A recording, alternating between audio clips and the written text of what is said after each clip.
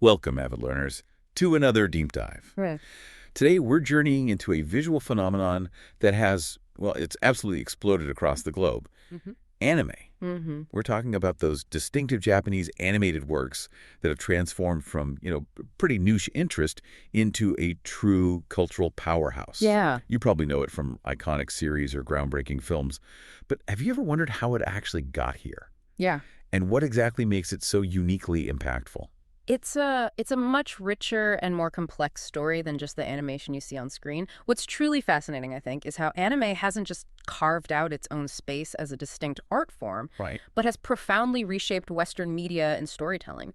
We'll be sifting through, articles, historical accounts, academic research to really unpack its evolution and understand its enduring significance. We want to give you a comprehensive understanding without just overloading you with info. Exactly. Our mission is to give you that shortcut to being truly well-informed on this incredible journey. We'll look at its surprisingly rough early beginnings, its explosive mainstream breakthrough, and then really delve into the unique characteristics that set it apart. So, for you, the curious mind, what does this all mean for understanding the global landscape of pop culture today? Let's dive in. Let's do it. Okay, let's rewind the clock a bit. Before anime was even like a common term, some Japanese animation did make its way to the U.S. Yeah. What were those very first encounters like? How were they received? Well, the very first notable introduction was Astro Boy back in 1963. After that, a number of titles were quickly dubbed into English, often slotted into syndication or those Saturday morning cartoon blocks. Right, Saturday mornings. But yeah, it wasn't always a smooth reception. Far from it, actually. Not always smooth. Sounds like a bit of an understatement. Yeah. I'm thinking of a show like Gigantor. What kind of reception did that get? Gigantor. Originally, Tetsujin 28 Go debuted in 66. It was, let's say, controversial. Variety magazine famously just skewered it. Really? What'd they say? Called it a loud, violent, tasteless, and cheerless cartoon. Even put it in the retarded babysitter class. Pretty brutal. Ouch. Wow. Yeah. And other early attempts like Prince Planet, The Amazing Three, they also struggled. Part of the challenge was the shift to color TV in the U.S., sure, but also this perceived excess of violence that American distributors often tried to edit out, sometimes very awkwardly. Okay, so the early days were a bit rough. But then the 1980s bring the rise of basic cable, and with it, new broadcast outlets for anime. How did this change the game? This was a pivotal shift, definitely. Cable didn't just add more channels, it created specific niches. It allowed anime to slowly, almost kind of stealthily infiltrate American homes through different, less scrutinized avenues. Interesting. Channels like Nickelodeon and CBN cable network that's freeform, now they started airing more, let's say, juvenile-targeted anime. CBN, kind of surprisingly, aired Christian-themed series like Superbook and The Flying House. No kidding. Christian-themed anime on CBN. Yep. Alongside female-aimed dramas like Honey Honey. It was an odd mix, but it got stuff on the air. But Nickelodeon also jumped on board, right? Feels like they were pretty instrumental for a lot of kids growing up in the 80s. Absolutely. They featured shows like The Mysterious Cities of Gold and Belle and Sebastian. Anime even became a pretty significant component of their preschool block, Nick Jr. Nick Jr., like what? Titles like Mapletown, Adventures of the Little Koala, Maya the Bee. These seemingly innocuous shows were slowly getting younger audiences used to a different visual style. Huh. Even pay TV channels were getting involved then. Indeed. HBO broadcast some anime TV series based on Western literature, like Little Women and Tom Sawyer. And Osamu Tezuka's Unico features actually appeared on the Disney Channel. Disney Channel, too. Wow. Yeah, it showed this growing willingness to experiment with this, new medium. Okay, this brings us to a really interesting point. Some pretty iconic films started appearing in the mid to late 80s. Mm-hmm. Maybe not blockbusters right away, but they hinted at something bigger, right? You're exactly right. Films like Akira, My Neighbor Totoro, Castle in the Sky, Kiki's Delivery Service. They were dubbed by major companies like MGM and 20th Century Studios. Big names. Big names. But they weren't commercially successful at the time, mostly due to really limited releases. Critically, though, they were well received. Akira, especially, quickly found a cult following. Oh, yeah, Akira. It demonstrated that there was this hungry audience for more mature, more complex animated narratives. And these films, they often got higher quality dubs later on, which is kind of a testament to their enduring appeal. So after those initial, sometimes rocky forays, what Mhm. finally ignited anime's explosive mainstream popularity in the 90s, this feels like the decade where everything just clicked. It was really a confluence of factors. The 90s were when terms like anime and manga became widely understood, largely replacing that older, slightly dismissive term, Japanimation. Right, got rid of that. And we saw this proliferation of dedicated licensing companies, Funimation Productions, Bandai Entertainment, 4Kids Entertainment, Central Park Media, Viz Media, all actively bringing just a steady stream of anime into the United States. And the TV networks weren't just dabbling anymore. They played a huge proactive role, didn't they? Especially with specific programming blocks. Precisely. Sci-Fi, which was the sci-fi channel back then, was a crucial gateway. They aired a lot of experimental, action-packed horror, sci-fi anime during late-night hours. Like what kind of stuff? Oh, titles like Ghost in the Shell, Ninja Scroll, Akira again, series like Fist of the North Star, big influential titles. Even PBS, believe it or not, through KTEH-TV in San Jose. PBS. Yeah, became this unexpected champion, airing both dubbed and subtitled anime that showed a growing demand for the, authentic experience.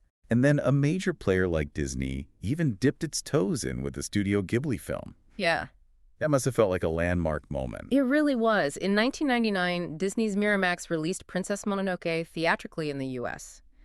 Now, it wasn't a massive box office hit, but its strong performance on DVD was a clear signal. Ah, the home video market. Exactly. It showed an underserved audience. And, crucially, it established that distribution relationship between Disney and Studio Ghibli, which, would later bring Ghibli's masterpieces to an even wider American public. This was also the era when anime became true cultural phenomena, right? Drawing in absolutely massive audiences, becoming stuff people actually talked about. Exactly. Shows like Dragon Ball, Oh, yeah? Sailor Moon, and of course Pokemon, they weren't just popular. They became genuine cultural touchstones. They captivated viewers with compelling characters, intricate plot lines, surprisingly mature themes sometimes. They made anime a household name. And it wasn't just TV. The manga side was influential, too. Absolutely. Manga, like Akira and Ghost in the Shell, they started influencing not just readers, but filmmakers and artists across the West. It proved anime was this powerful, lasting creative force, not just a fleeting trend. Okay, so moving into the 2000s, anime's momentum kept going. Even after titans like Dragon Ball Z and Sailor Moon finished their runs, Toonami was still a major force on Cartoon Network. How did that evolve? Toonami really cemented anime's place in American youth culture. They aired incredibly popular series like Mobile Suit Gundam Wing, which pretty much single-handedly popularized the Gundam franchise here. Huge. Huge, along with Rurouni Kenshin and Naruto. Naruto just exploded in popularity and remains one of the most beloved anime titles in the U.S. For sure. However, Toonami was discontinued in 2008. Anime then shifted pretty much exclusively to the Adult Swim block, which primarily targeted an older demographic. But it didn't stay gone forever, did it? I remember fans were pretty vocal about that. Oh, extremely vocal. Fortunately, not for fans, yeah. In 2012, due to just an overwhelming wave of popular requests on social media, Twitter, Reddit, Facebook, you name it, the Toonami block was revived on Adult Swim. And it was different this time. Yeah, this time it was explicitly targeted at a young adult demographic and, importantly, aired with minimal editing. That was a direct response to fans wanting less censorship, a more authentic experience. Right. Now, the digital age clearly revolutionized how anime reached us. Yeah. We went from edited broadcast to almost instant access. Oh, absolutely. This is where the story gets really compelling, I think. Since the early 2010s, practices like piracy and fan subbing, which were really prevalent in the late 90s, early 2000s. Yeah, the Wild West days. Exactly. They've rapidly declined. The advent of legal streaming services, Netflix, Prime Video, High Dive, and especially Crunchyroll fundamentally changed everything. How so? These platforms often simulcast new anime series within hours of their domestic release in Japan. That virtually eliminated the waiting period and transformed anime into this truly global real-time phenomenon. That real-time access must have been a total game changer for fans, and probably led to even bigger content deals. Precisely. You saw in 2014, Viz Media reacquired the license for the original Sailor Moon series and also the new 2014 series, Sailor Moon Crystal, showed that enduring demand for classics and new stuff. Then the Walt Disney Company, recognizing the audience, acquired broadcasting rights for the 2005 Doraemon series, airing it on Disney XD. The Funimation channel was also replaced by Toku in 2015, a 24-hour channel specifically dedicated to anime and live-action Asian films. These moves just underscore anime's undeniable mainstream integration. Okay, so it's firmly integrated. But beyond just being watched, how has anime actually influenced Western pop culture and media? We've definitely seen its visual fingerprints everywhere. Oh, its influence is vast and multifaceted. It's truly pervasive now. Even those early series like Astro Boy and Speed Racer, they introduced a fresh, unique visual style and storytelling approach.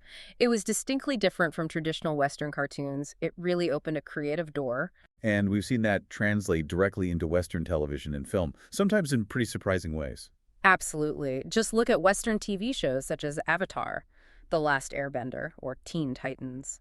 They visibly adopted anime's aesthetic and narrative styles, blending them pretty seamlessly with Western sensibilities to create something fresh and appealing. Yeah, Avatar is a great example. And even huge Hollywood blockbusters like The Matrix. The creators openly acknowledged inspiration from works like Ghost in the Shell. It shows the influence wasn't just visual, but thematic and philosophical too. So the influence isn't just superficial, like borrowing a look. It's deep in the creative process, sparking genuine cultural exchange. Yes, exactly. And this exchange has led to numerous collaborations and adaptations. Think about Batman Ninja, where Japanese creators reinterpret iconic DC Comics characters through an anime lens. That was wild. Totally. Or Star Wars. Visions, which features Japanese anime studios bringing their unique perspectives to the Star Wars universe. These projects truly exemplify this fusion. It enriches both industries and broadens the scope of animated storytelling beyond anything we'd really seen before.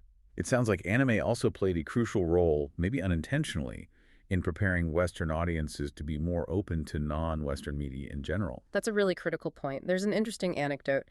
A television network once replaced a Japanese host to compare with William Shatner for a new series. They assumed, a homegrown substitute would resonate better. Okay, how did that go? It was a ratings disaster. Viewers clearly associated the program with the, quote, exotic fragrance of the original culture. Anime had, in a sense, made foreign cultures less odorless for American audiences. It paved the way for greater acceptance of not just Japanese, but other global media. Huh. Exotic fragrance. Interesting way to put it. And it's not just film and TV. Its tendrils reach into gaming and massive fan events too, right? Oh, the overlap is undeniable. Walk through any major gaming convention today. You'll see cosplay featuring characters from video games and anime and manga side by side. It highlights how interconnected these entertainment forms are. Yeah, Comic-Con is full of it. Exactly. Events like Anime Expo and Comic-Con now dedicate significant panels and exhibits specifically to anime and manga, reflecting their central role in the broader pop culture landscape. What about broader pop culture trends? How has anime manifested there, maybe in less obvious ways? Well, the global interest in Japanese pop culture, often just called J-pop, has grown significantly alongside anime. You see brands like Tokidoki, which are directly inspired by the cute or mo aesthetic found in anime and manga, Yeah, Tokidoki. or the ubiquitous Hello Kitty brand. Anime success has kind of indelibly associated Japan with concepts of cool in cultural terms. It inadvertently promotes this positive view of Japanese society.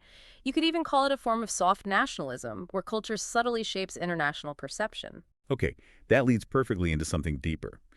You've argued that anime is more than just a genre. It's a novel animation form, distinct from orthodox Hollywood cell animation.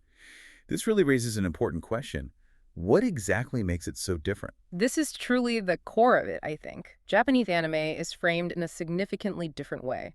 It's deeply influenced by Japanese aesthetics, iconography, social norms, and, crucially, the well-developed role of individual directors, auteurs, really. It challenges our conventional perceptions of what animation even can be. So what are some of those unique Japanese aesthetic principles that give anime this distinctive quality we're talking about? Okay, well, to really grasp anime's unique visual language, we need to get into concepts like the animatic process. This isn't just about the individual frames, but the dynamic movement between them, the pauses, the transitions, the implied motion. It creates a seamless, immersive experience. It kind of moves away from that distinct separation between observer and observed you often find in Western animation, where the camera feels like this this objective lens. Interesting. Then there's wabi-sabi, the appreciation of beauty and imperfection. Think of like a beautifully rendered, slightly worn-down village in a Ghibli film, or a character's journey that embraces flaws and growth rather than striving for some kind of flawless ideal. And know aware that bittersweet melancholy of impermanence. It invites viewers to find profound meaning in fleeting moments. And what about the concept of ma? I've heard that described as the silent breath. Can you explain that? Yes, ma, the silent breath. It isn't just silence. It's an active, deliberate pause. It's about reflection in time and space. Imagine those lingering shots in a Miyazaki film where a character just gazes out at a landscape. Yeah, those quiet moments. Exactly, or a quiet moment of contemplation. It allows the viewer to breathe, to absorb the scene's emotional weight, and connect more deeply with the character's internal states. It's a stark contrast to the often relentless, action-packed pace you see in a lot of Western animation. So how do these aesthetics then affect the storytelling itself? It sounds like it leads to a very different kind of narrative experience than what we might be used to. Precisely.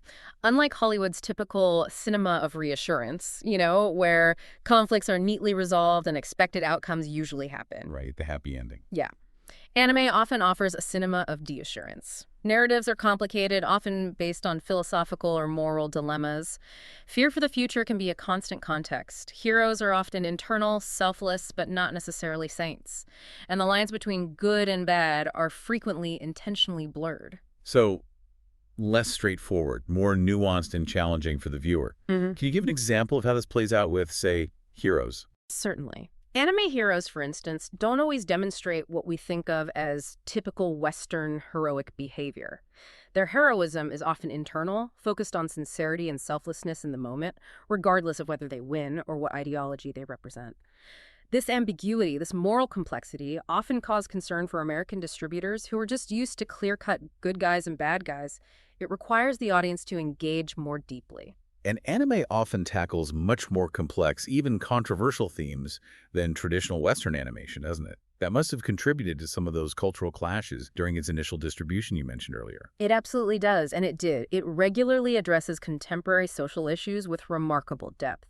Think about the human-robot relationship in Astro Boy, the powerful anti-war messages in Grave of the Fireflies, the environmentalism in Princess Mononoke, or those deep explorations of reality versus illusion in Satoshi Kon's work like Perfect Blue or Paprika. These themes definitely pushed boundaries. A perfect example of that boundary pushing involved Miyazaki's My Neighbor Totoro, right? With the bath scene. Yes, that's a classic case. American distributors wanted to remove a scene where the father bathes with his young daughters, which is a normal, common occurrence in Japanese society. Right. Miyazaki was adamant it be released in its entirety. He refused to revise the Japanese version just for the U.S. market. Similarly, Sailor Moon faced issues with depicting romantic friendships between girls, which were often interpreted differently or edited, and also handling character deaths. The Japanese concept of spirits, maybe retaining abilities, didn't quite mesh with American cultural expectations of ghosts. These weren't just simple edits. They were attempts to fundamentally alter the cultural context. That's fascinating. And what about the concept of copying or emulation in Japanese art? I understand that's viewed quite differently from a Western perspective on artistic originality. The Utsushi aesthetic. Yeah, it's fascinating. Unlike the Western obsession with, absolute artistic uniqueness and originality, Japanese culture often values copying and emulating masters as a valid, even necessary means of creative expression and continuation of tradition. So it's not seen as plagiarism. Not in the same negative way, no. It informs how Japanese animators copied both their native artistic traditions and techniques from animators outside Japan. It wasn't mere replication. It was seen as a continuation of Utsushi, a way to learn, internalize, and ultimately create high-quality works through homage and refinement. Okay. Anime is also notable for being a truly multimodal phenomenon, isn't it? Extending far beyond just the animated series or film itself. That's absolutely right. The entire anime experience is often planned as this huge collaborative enterprise. It involves TV stations, advertising agencies, toy companies, production houses, all working together. So the merchandise isn't an afterthought. Not at all. The additional output, celebrity voice actors, say Miz, the soundtrack, soft toys, video games, mobile apps, interactive websites, they're often essential parts of the initial production strategy. Think of something like Ghost in the Shell and its whole concept of transmedia storytelling. The films only fully make sense, arguably, if you've also visited the websites, read the manga, maybe engaged with the online gaming components. It's an entire universe designed for deep immersion. And this is where the fans, or otaku, come in. Their engagement sounds like it's absolutely integral to this multimodal experience. The rise of otaku culture is Right. central, yeah. Yeah. Now, the term unfortunately gained some negative connotations, especially after the horrible otaku murderer case in 1989. Right, that was damaging. Very damaging.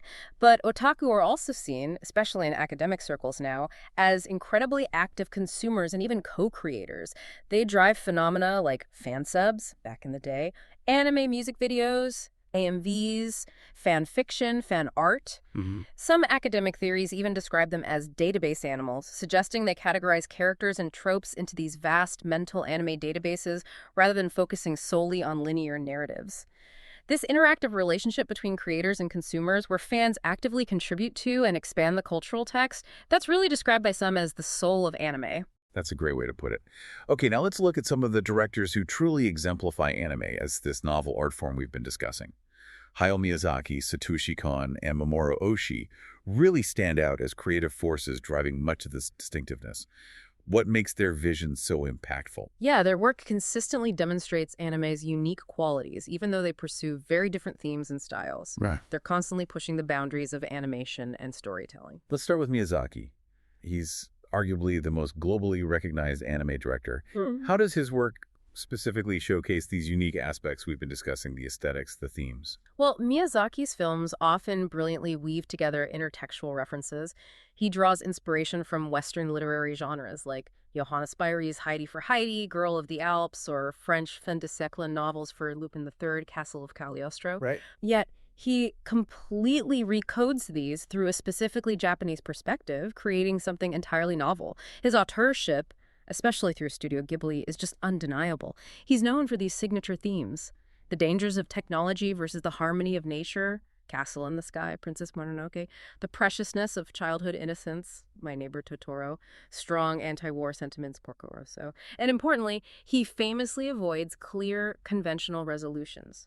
He prefers to leave the viewer to their own interpretations, really embracing that cinema of deassurance we talked about. So his films demand a different kind of engagement from the audience, less passive. Exactly. And visually, he uses techniques like layered imaging, creating incredible depth, and that profound sense of weightlessness, especially in his breathtaking flying sequences. Oh yeah, the flying scenes are iconic. Totally. His detailed characterization, the complex narratives always grounded in Japanese aesthetics like Ma, and his deep concerns about modern Japanese society, all this consistently sets his work apart. He once even stated he makes films primarily for Japanese people, not necessarily for external audiences, yet they resonate universally precisely because of that depth and authenticity. Okay, let's shift to Satoshi Kon. His films offer a very different kind of deep dive, often blurring the lines between what's real and what's imagined, almost disorienting the viewer sometimes. How does he achieve that effect? Kanan, who actually started as a manga artist, had this incredibly meticulous approach. He used extensive, detailed storyboards to construct his narratives. He really focused on contemporary urban landscapes, but used rapid, non-linear editing and shots, immersing both the viewer and the characters in this disorienting blend of reality and fantasy. Like in Perfect Blue? Exactly. Perfect Blue and Paprika are masterpieces in exploring themes of identity, perception, the impact of technology and media on the human psyche. It's heady stuff. He also tackled social issues pretty head-on, which was quite groundbreaking for anime at the time, wasn't it? Yes, absolutely. In Tokyo Godfathers, for instance, he explored themes of homelessness, family abandonment, transgender identity subjects that were really novel for mainstream anime back then. His narratives often cleverly feature elements of Japanese cultural beliefs, like Ikiryo, the idea of a living person's spirit manifesting due to intense emotion to drive the plot in films like Perfect Blue. His work just exemplifies anime's capacity for sophisticated adult storytelling and emotional depth. He utilized that Japanese aesthetic of johaku. Dahaku. Yeah, it's a kind of structure often found in traditional Japanese arts. It involves a slow beginning, jo, building action and tempo, and then a swift climax followed by a return to calm or reflection. It gives his films this unique rhythmic quality, almost like a musical structure for the storytelling. Fascinating. Okay, then Mamoru Oshii, on the other hand, seems to delve into even more philosophical and sometimes pretty dystopian territory, especially regarding the future of humanity and technology. Yeah, Oshii's work Pat Labor, the hugely influential Ghost in the Shell, the Skycrawlers, it deeply explores that relationship between humans and machines. It constantly questions fundamental concepts like the division of body and soul, what it means to be human in a technologically saturated world. And he uses dialogue quite differently, too. He does. He uses dialogue extensively, almost philosophically, to articulate his complex worldview. It often reflects deep-seated Japanese historical anxieties like the post-war distrust of mass destruction or the societal impact of rapid technological advance. His animation techniques sound particularly innovative as well, almost blurring the lines of what animation itself can do. They really are. He developed something called super live-mation, a technique that incorporates manipulated digital photographs directly into the animated sequences. It blurs the depiction of reality within the animated world itself. His films often feature these very introspective, almost melancholic characters, subdued color palettes, and a distinctive visual style that emphasizes internal transformation over external action. He also, interestingly, leverages what's been called gamic realism. Gamic realism. Yeah, it's this idea where the intense interactive engagement of otaku fans with his complex works, analyzing them, debating them, creating fan works, actually blurs the lines between the original creation and the fan-generated copy or interpretation. It creates this unique, fragmented cultural context that extends the narrative far beyond just the screen. It acknowledges the audience's role in completing the meaning. What an absolutely incredible journey through the world of anime, from its humble, sometimes pretty harshly judged beginnings on American TV to its current status as a global powerhouse. It's really a story of persistent cultural exchange and constant artistic innovation. Yeah, we've seen how anime is far, far more than just Japanese cartoons. It truly is a distinctive cinematic form. It's defined by unique aesthetics like ma and wabi-sabi, these complex narratives that embrace deassurance, and a real willingness to tackle profound philosophical and social questions head-on. It has consistently challenged the norms of orthodox Hollywood animation and really carved out its own space through groundbreaking directorial vision. And its influence is just undeniable now, isn't it? Not just in transforming how we consume media globally, but also in actively shaping Western animation, film, and broader pop culture in truly profound ways. This blend of cultural identity, innovative storytelling, and technological adaptation makes anime just a truly fascinating and ever-evolving field to watch. Absolutely. And this raises an important question, I think, for you, our curious listener. As digital media continues to blur boundaries, as it fosters these global creative exchanges even faster, how will anime continue to evolve its unique forms? And perhaps more importantly, what new forms of truth and reality will it invite us to explore in the coming decades? That is definitely a thought to mull over, maybe next time you're settling in to watch your next favorite show. Thank you so much for joining us on this deep dive. We really hope this exploration has given you a richer appreciation for anime's incredible legacy and its ongoing impact. Keep digging, keep questioning, and we'll catch you next time for another deep dive.